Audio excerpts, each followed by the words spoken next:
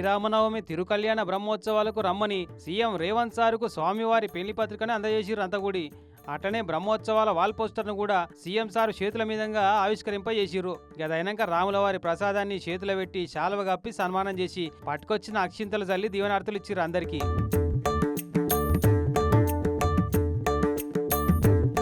ఇక రాములవారి గుడిని డెవలప్ చేసేందుకు ఇంకెంత జాగా అక్కర పడుతుంది, ఎంత పైకం అవసరమవుతుందో వివరాలన్నీ చెప్పాలని అధికారులను అయ్యవార్లను అడిగి తెలుసుకుండు సారు. ఎంత ఖర్చైనా మంచిదే, భద్రాచలం రాములవారి గుడిని అయోధ్య గుడి రేంజ్లో డెవలప్ చేయాలని ఫిక్స్ అయినట సారు.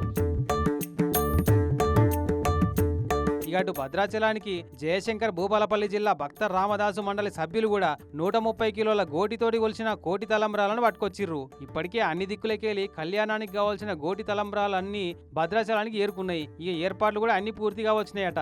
మొత్తం మీద ఈ తాప కళ్యాణం అంగరంగ వైభోగంగానే జరిగేటట్టుంది.